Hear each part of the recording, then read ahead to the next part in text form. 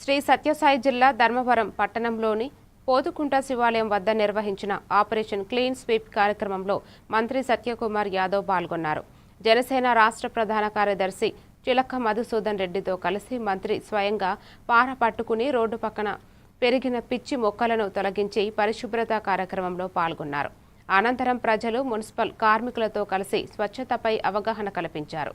ప్రతి నెల 3వ శనివారం స్వచ్ఛ ఆంధ్ర స్వర్ణాంధ్ర కార్యక్రమంలో భాగంగా రాష్ట్ర వ్యాప్తంగా పరిశుభ్రత కార్యక్రమాలు నిర్వహిస్తున్నామని మంత్రి తెలిపారు.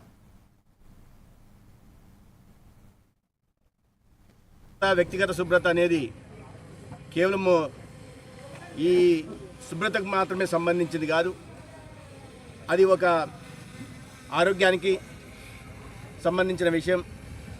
అదేవిధంగా ఒక ఆర్థిక సంస్కరణలు కూడా మనం భావించాల్సి ఉంది. ఈ దేశ ప్రధాని నరేంద్ర మోడీ గారు ఏ కార్యక్రమమైనా ప్రజల భాగస్వామ్యం లేకపోతే విజయవంతం కాదనే భావనతో ఇవాళ ప్రజల్ని భాగస్వాములు చేస్తూ ఒక స్వచ్ఛ భారత్ నిర్మించే దిశగా ప్రయత్నాలు జరుగుతున్నాయి. దాంట్లో భాగంగా అన్ని ప్రాంతాలను స్వచ్ఛంగా ఉంచడం ఒక భాగమైతే దాదాపు 12 కోట్ల వ్యక్తిగత మరుగుదొడ్లను నిర్మించి అక్క చెల్లెళ్ళ ఆత్మగౌరవాన్ని నిలబెట్టే ప్రయత్నం చేశారు.